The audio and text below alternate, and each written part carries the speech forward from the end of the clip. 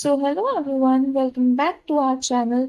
आई am Arya और आज हम अपने कैपेसिटेंस वाले चैप्टर को कंटिन्यू करने वाले हैं, जिसमें कि आज हम देखने वाले हैं क्या combination of a capacitor, charging and discharging of a capacitor, dielectric constant combination and some important cases. So let's get started. तो हमने लास्ट क्लास में ये सर्किट विद कैपेसिटर तक देख लिया था। अब आज हम लोग देखेंगे कॉम्बिनेशन ऑफ अ कैपेसिटर। इसमें भी करंट इलेक्ट्रिसिटी की तरह दो ही कॉम्बिनेशन है, एक सीरीज एक पैरेलल। बट इसमें एक ट्विस्ट है। इसमें ट्विस्ट ये है कि जो हम करंट इलेक्ट्रिसिटी में पैरेलल कॉम्बिनेशन के लिए जैसा हम लिखते थे वैसा इसमें सीरीज के लिए लिखेंगे, और जो हम करंट इलेक्ट्रिसिटी में सीरीज के लिए जैसा लिखते थे वैसा इसमें पैरेलल के लिए लिखेंगे। तो चलिए देखते हैं कि कैसे लिखते हैं। अब जैसे कि सीरीज कॉम्बिनेशन है, पहली चीज सीरीज कॉम्बिनेशन में अपना क्यू सेम रहेगा सबका। अब V क्या होगा, V is equal to V1 plus V2 plus V3। अब इसे अगर क्या कहते हैं चार्ज और कैपेसिटेंस के फॉर्म में लिखेंगे तो क्या आ जाएगा, Q by C equivalent is equal to Q by C1 plus Q by C2 plus Q by C3।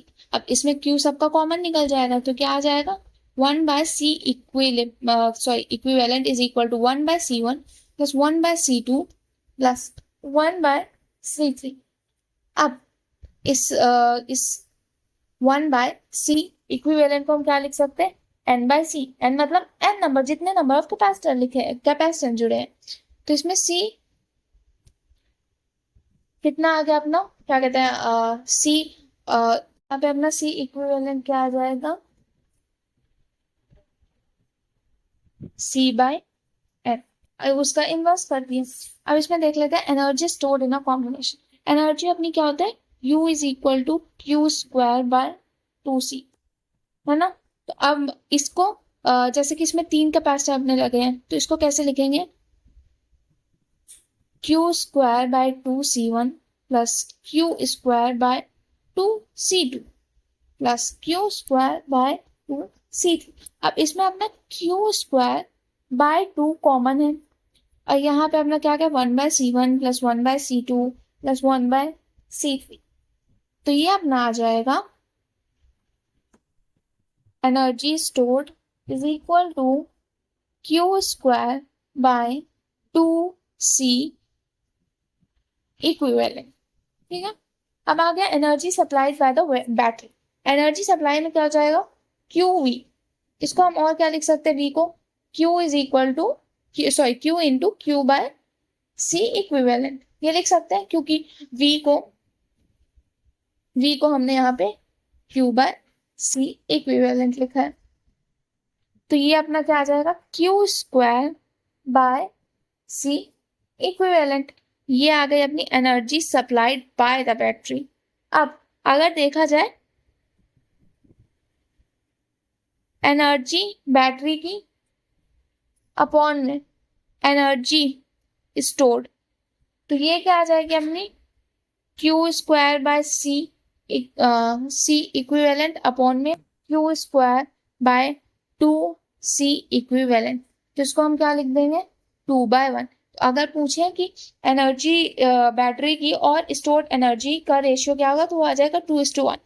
अब ये एक इंपॉर्टेंट पॉइंट है, ये देख लेते हैं क्या है। Half of the energy supplied by the battery is stored in the form of electrostatic energy and half of the energy is converted into heat in the resistance. मतलब कि जो एनर्जी सप्लाई की जाती है बैटरी को, उसमें जो half होती है वो स्टोर हो जाती है in the form of electrostatic energy, और जो अदर हाफ होती है वो कन्वर्ट हो जाती है हीट में रेजिस्टेंस के अंदर। इसी को हमने क्या कहते हैं उसके टर्म्स में, क्या कहते हैं मैथमेटिकली टर्म्स में अगर देखा जाए तो हमने ये लिखा है कि energy stored energy supplied by the battery upon में energy stored is equal to 2:1। अब आ जाता है अपना अगला, दैट इज पैरेलल कॉम्बिनेशन।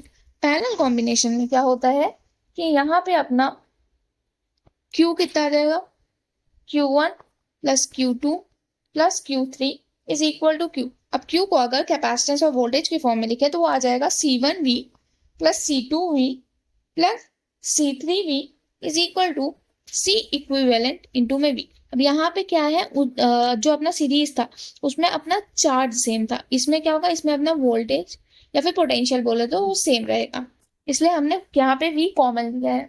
अब इसको क्या लिख देंगे आप, C equivalent is equal to C1 plus C2 plus C3। अब इसमें आप साफ देख सकते हैं कि ये जो पैरेलल वाला है ये अपने को इलेक्ट्रिसिटी के क्या कहते हैं सीरीज वाला फील्ड दे रहा है, और यहाँ पे जो अपना क्या कहते हैं सीरीज वाला था वो इलेक्ट्रिसिटी के पैरेलल वाला फील्ड दे रहा है। अब देखते हैं एनर्जी स्टोर्ड क्या थी इसमें। इसमें एनर्जी स्टोर्ड हो जाती है हाफ C इक्विवेलेंट इंटू में V स्क्वायर, या फिर इसी को लिख देंगे हाफ QV। और बैटरी का क्या प्रोवाइड करती है, वो हो जाता है QV। अब इनका रेशियो अगर देखा जाए तो एनर्जी बाय बैटरी अपॉन में stored energy is equal to 2:1। ठीक है। अब इसके बाद हम देख लेंगे चार्जिंग ऑफ अ कैपेसिटर।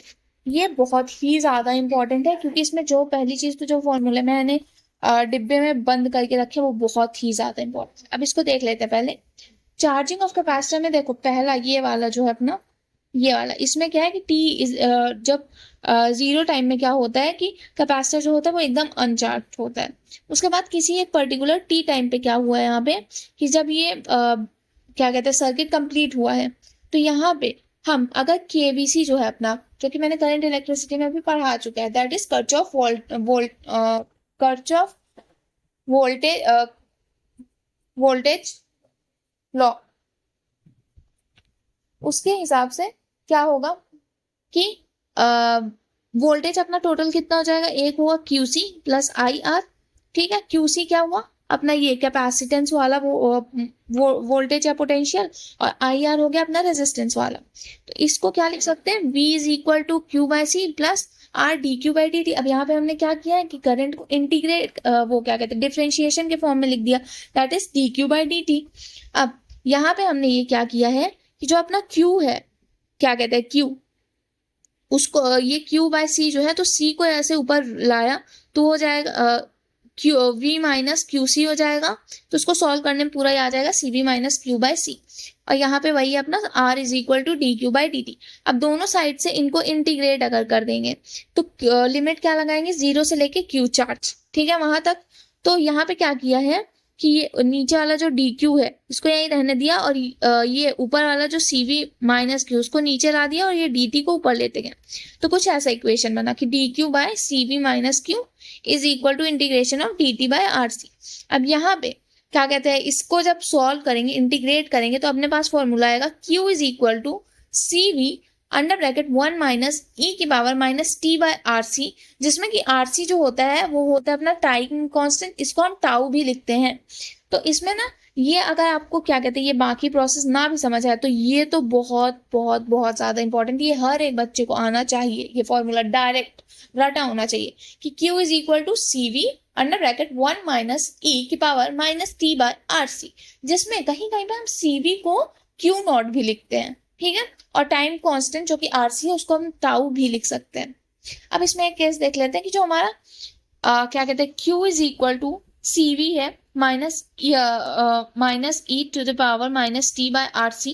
ये क्या हो गया अपना, ये है अपना ट्रांजिशन स्टेट इक्वेशन। अब अगर T को इन्फिनिटी ले लेंगे, इस T को हमने इनफाइनाइट ले लिया, तो पूरा ये वाला जो हो गया सिस्टम यही पूरा जीरो हो जाएगा। तो अपना Q is equal to CV आ जाएगा। अब Q is equal to CV को क्या बोलते हैं, steady state when Q max on capacitor. मतलब स्टेडी स्टेट जब अपना चार्ज जो है कैपेसिटर में वो अपने मैक्सिमम लिमिट है। अब यहाँ पे हमने क्या किया कि ये जो अपना Q था इसी को हमने डिफरेंशिएशन के फॉर्म में लिख दिया, तो क्या आ गया अपना करंट। अब I is equal to V by R लिख देंगे, तो V बाय R क्या हुआ, E minus T raise to by RC। ठीक है। तो अब अगर T हमने 0 ले लिया तो I हमारा सीधा V बाय R आ जाएगा, और अगर T इनफाइनाइट ले लिया तो I हमारा 0 आ जाएगा। तो मतलब जब I is equal to V by R हुआ तो कैपेसिटर वहां पे प्रेजेंट नहीं है, और जब अपना I 0 हुआ T इन्फिनिटी लेने पे तो अपना वहां पे क्या कहते हैं कैपेसिटेंस एक्ट कर रहा है as a open circuit. Then एक क्वेश्चन देख लेते हैं अपना ये चार्जिंग के ऊपर। इसमें क्या है कि अगर T टेम्परेचर है, ये अपना सर्किट है, T टेम्परेचर में स्विच को क्लोज कर दिए। At t is equal to 0 switch is close, find the time when energy store in the capacitor is 1/4 of the max. मतलब t इज इक्वल टू 0 पे स्विच को close कर दिया गया, तो ऐसा टाइम बताओ जब जो एनर्जी स्टोर्ड है कैपेसिटर में वो अपने मैक्सिमम लिमिट की 1/4 हो। ठीक है, तो पहला अपना बेसिक इक्वेशन यही वाला जो अभी मैंने पिछली स्लाइड में बोला था कि रट लेना है। तो वहां पे क्या था कि सीवी था, तो मैंने आप लोग को बताया था कि सीवी की जगह क्यू नॉट भी लिख सकते हैं। ठीक है, तो ये फॉर्मूला हुआ। अब क्यू को जब हम एनर्जी के टर्म्स में लिखेंगे तो क्या लिख देंगे, क्यू स्क्वायर बाय 2c, और इधर इधर क्यू स्क्वायर बाय 2c लिखा लेफ्ट में, राइट में भी क्यू स्क्वायर बाय 2c लिखा, बाकी सेम रहने वाला है। तो इसको हम क्या लिख सकते हैं, u, और इसको क्या लिख देंगे, u नॉट। ठीक है, तो u is equal to u not 1 minus one minus E raise to power minus T by R C का होल स्क्वायर। ठीक है, अब यहाँ पे क्या होगा कि u नॉट बाय 4, इसमें क्या बोला है, 1/4 ऑफ द मैक्सिमम। अब मैक्सिमम अपनी ये u थी, उसका 1/4 कर रहे हैं, मतलब u नॉट बाय 4 लिख दिए। सॉरी, मैक्सिमम अपनी यहाँ पे u नॉट होगी, तो u नॉट का u नॉट बाय 4 लिख दिए, क्योंकि 1/4 ऑफ द मैक्सिमम बोला, is equal to u not under bracket 1 minus E raise to power minus T by R C का होल स्क्वायर। तो ये क्या हो जाएगा, 1/2, यू कॉमन निकाल दिए, तो 1/2 is equal to 1 minus E raise to power minus T by R C. अब 1/2 क्या आ गया अपना, is equal to E raise to power minus T by R C, क्योंकि इस 1 को जब इधर लाओगे तो वो कट पिट के 1/2 ही बचेगा। अब यहाँ पास से क्या निकल गया कि t is equal to R C log 2। यहाँ पास से अपना टाइम क्या निकल गया, t is equal to R C log 2। अब हम देख लेते हैं डिस्चार्जिंग ऑफ अ कैपेसिटर। अब इसमें t is equal to 0 time में ये देखते हैं सर्किट अपना, जिसमें कि t इज इक्वल टू 0 है, मतलब यहाँ पे कैपेसिटेंस में कोई भी चार्ज नहीं फ्लो करने वाला। अब t इज इक्वल जो टाइम है किसी t टाइम पे जाकर देखा जाएगा, तो किसी t टाइम पे तो कुछ चार्ज यहाँ पे प्रेजेंट है, तो उसकी वजह से जब क्या कहते हैं कैलकुलेट करेंगे तो क्या लिखेंगे, वोल्टेज को q बाय सी लिखे, v is equal to Q by C is equal to I R लिखे। ये कैपेसिटेंस वाला पोटेंशियल हो गया और ये रेजिस्टेंस वाला, तो इसको आई आर लिख दिए। अब यहाँ पे भी सेम चीज की है कि Q by C is equal to R, फिर जो करंट है अपना उसको हमने यहाँ पे डिफरेंशिएशन के फॉर्म में लिख दिया, that is minus D Q by D T. अब यहाँ पे देखिए, यहाँ पे हमने माइनस लिखा है, यहाँ पे माइनस क्यों लिखा है, क्योंकि ये जो कैपेसिटेंस में जो चार्ज है वो कंटिन्यूसली डिक्रीज कर रहा है, इसलिए यहाँ पे minus D Q by D T आएगा। अब इसको वापस से इंटीग्रेट कर देंगे, लिमिट लगा देंगे क्यू नॉट से क्यू, तो ये आ जाएगा डी क्यू, मतलब इसको जब पूरा आप इस इक्वेशन को सॉल्व करेंगे तो अपने पास आ जाएगा ये, that is log Q by Q not is equal to minus T by R C. फिर इसको लॉग को जब सॉल्व करेंगे तो ये आ जाएगा Q is equal to Q naught e की power minus T by R C. इसका ग्राफ देख लेंगे, इसका ग्राफ कुछ ऐसा होगा। इसमें अपना इंपॉर्टेंट फॉर्मूला ये हो जाता है डिस्चार्जिंग में। Wait a second, what is this, yeah, so that's really very important। एक बहुत इंपॉर्टेंट कॉन्सेप्ट देख लेते हैं कि find out the equivalent capacitance between A and B. पहले केस में क्या है कि ये वाला ए देखो, ये वाला ए जो है ये इस वाले ए से जुड़ा है, और ये वाला बी जो है वो इस वाले बी से जुड़ा है। तो कायदे से तो यहाँ पे दो ही हुए, एक ए और दूसरा बी। अब ए और बी को जब कनेक्ट करेंगे तो यहां से हमें दिख रहा है कि पैरेलल में, तो ये हो जाएगा एक, ये हो जाएगा दूसरा। क्यों यहाँ पे, क्योंकि एक हुआ ये ए और बी के बीच में, और एक हुआ ये ए और बी के बीच में। ये बीच वाला इसलिए नहीं लेंगे क्योंकि ये दोनों ही बी के बीच में प्रेजेंट है। तो यहाँ पे दो आ गया, इसका हो जाएगा सी, और इस नीचे वाले का भी हो जाएगा सी। तो यहाँ पे अपना सी इक्विवेलेंट क्या आ जाएगा, 2c, क्योंकि पैरेलल में है। तो इसको क्या लिख सकते हैं, सी की वैल्यू और क्या लिख सकते हैं, ए इंटू में एप्सिलॉन बाई टी, तो ये आ जाएगा 2a एप्सिलॉन बाई डी। अब दूसरे केस में क्या है, ये है अपना ए टर्मिनल, ये है अपना बी टर्मिनल, बट यहाँ पे ए बी का एक कॉम्बिनेशन बना, फिर बी ए का एक कॉम्बिनेशन बना, फिर ए बी का एक कॉम्बिनेशन बना। यहाँ पे हमने बीच वाला क्यों नहीं लिया था, क्योंकि दोनों बी बी के बीच में प्रेजेंट है तो वो कैंसिल आउट हो गया। बट यहाँ पे जो तीन केसेस बन रहा है वो एक ए बी के बीच में बना, फिर एक बी ए के बीच में बना, फिर एक ए बी के बीच में बना। तो यहाँ पे जो हम लेंगे वो तीन लेंगे। ठीक है,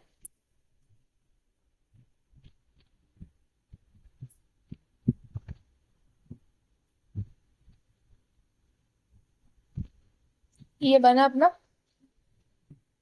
अब ये सी मैंने एक्स्ट्रा में ले दिया था, क्या कहते हैं, ये सी वाला नहीं लेना हो आप लोग तो बिल्कुल मत लो सी, ये मैंने बस सिर्फ आप लोग को रेजिस्टेंस दिखाने के लिए किया है, वरना मत लेना, ठीक है। अगर पहले ये ए और बी के पॉइंट का देखा जाए तो वो आ जाएगा C A B is equal to 3C, और सी ए सी का पूरा किया जाए तो क्या हो जाएगा 3C इंटू सी बाय 4C, क्योंकि सीरीज में हो जाएगा, ये पहले अपना पैरेलल में था उसके बाद सीरीज में हुआ, तो उसको ऐसे लिखते हैं। तो ये आ गया अपना एक क्या कहते हैं इस केस का, ये बहुत इंपॉर्टेंट केस है, देखो ये बहुत ही ज्यादा इंपॉर्टेंट केस है, इससे CUET में तो आए हुए हैं क्वेश्चन, आप लोग PYQ उठा के देख लेना, बिल्कुल इससे क्वेश्चन मिल जाएंगे, क्योंकि काफी ज्यादा इंपॉर्टेंट कॉन्सेप्ट है ये। अब उसके बाद कुछ इंपॉर्टेंट चीजें देख लेते हैं, that is dielectric medium in external electric field. अब डाई इलेक्ट्रिक क्या होता है, ये एक इंसुलेटिंग मटेरियल होता है जो कि दो कैपेसिटर प्लेट के बीच में प्लेस किया जाता है। ये करता क्या है, ये कैपेसिटेंस को इंक्रीज करता है, क्यों, क्योंकि ये इफेक्टिव इलेक्ट्रिक फील्ड जो होती है इनसाइड उसको कम करता है। अब जो डाई इलेक्ट्रिक कॉन्स्टेंट होता है दैट इज आर के, ये क्या बताता है कि कितना ज्यादा कैपेसिटेंस इंक्रीज हुआ है। तो सी क्या लिखते हैं हम, सी को इज इक्वल टू के एप्सिलॉन ए बाई डी, जिसमें एप्सिलॉन अपना हो गया परमिटिविटी ऑफ फ्री स्पेस, ए हो गया प्लेट एरिया, डी हो गया डिस्टेंस बिटवीन द प्लेट्स। अब ये अपना एक देख लेते हैं इसमें पहले सीरीज कॉम्बिनेशन और डाई इलेक्ट्रिक का। तो ये हमने लिया दो डाई इलेक्ट्रिक, ठीक है ना, क्या कहते हैं दोनों जो है एक के साथ एक लगे, मतलब ये अपने सीरीज कॉम्बिनेशन में। अब यहाँ पे देख लेते हैं, if two electrics that is K1 and K2 are placed in series like two layer stack between the plates, ये जैसे कि दो लेयर स्टैक में एक दूसरे से, ये जैसे कि है, ठीक है ना, ये इसी चीज को ऐसा लिखा है। तो यहाँ पे जो अपना इक्विवेलेंट कैपेसिटेंस होगा वो हो जाएगा 1/C C equivalent is equal to D1 by K1 epsilon A plus D2 by K2 epsilon A। अब ये मैंने कैसे लिया, क्योंकि सीरीज के लिए हम ऐसा इस फॉर्म में लिखते हैं, तो यहाँ पे बस मैंने C की वैल्यू जो होती है अपनी K एप्सिलॉन AD, तो उसको 1/C के फॉर्म में मैंने ऐसे लिख दी कि D by K epsilon A, that's it, बाकी सेम है। अब इसको जब सिंप्लीफाई करेंगे तो अपना सी इक्विवेलेंट जो है वो आ जाएगा एप्सिलॉन A कॉमन निकल के bye D1 by K1 plus D2 by K2। इसको मैं बड़ा बड़ा लिख देती हूँ यहाँ पे, C equivalent is equal to epsilon A by D1 by K1 plus D2 by K2, या फिर अब यहीं पे अपना effective electric dielectric constant अगर बोला जाए तो वो आ जाएगा K equivalent is equal to D1 by K1 plus D2 by K2। इसको मैं बड़ा सा यहाँ पे लिख देती हूँ, K equivalent is equal to D1 by K1 plus D2 by K2। अब इसी का हम पैरेलल कॉम्बिनेशन देख लेते हैं। पैरेलल कॉम्बिनेशन में क्या है कि ये अपने जैसे कि तीन है डाई इलेक्ट्रिक मीडियम, तीनों को पैरेलली कनेक्ट किया गया है, ठीक है ना। सारे डाई इलेक्ट्रिक का एक टर्मिनल पॉजिटिव की तरह होता है और दूसरा नेगेटिव, जैसे इसमें कि देखो K1 हो गया, K2 हो गया, K3, तीनों का एक जो है एक पूरा टर्मिनल वो पॉजिटिव की तरह है, दूसरा जो टर्मिनल है वो नेगेटिव की तरफ है। तो each dielectric occupies a part of area A, not thickness। मतलब ये जो डाइलेक्ट्रिक क्या कहते हैं डाइलेक्ट्रिक कांस्टेंट है या फिर डाइलेक्ट्रिक मीडियम जो है ये इसमें एरिया ऑक्यूपाई कर रहे हैं। थिकनेस देखो इसकी भी थिकनेस सेम है D, इसकी भी थिकनेस सेम है D, इसकी भी थिकनेस क्या है सेम है D, बट इनके एरिया अलग है, ठीक है ना। तो इसमें क्या हो जाएगा, C equivalent is equal to epsilon K1 A1 plus K2 A2 by D, क्योंकि D अपना कॉमन है, एरिया यहाँ पे चेंज हो रहा है, K1 A एरिया यूज कर रहे हैं, K2 2 एरिया यूज कर रहा है और K3 भी ऐड करना है, तो इसी में सीधा लिख देंगे कि epsilon K1 A1 plus K2 A2 plus K3 A3 by D। That's because capacitance is in parallel, simply add, अब इनको simply add कर लेंगे तो ये आ जाएगा अपना क्या कहते हैं C equivalent is equal to epsilon A by D into में K1 plus K2 by 2. That's it. So yeah, here we end this chapter, and if you guys have any doubt, please let me know in the comment section. So thank you for watching. Bye bye.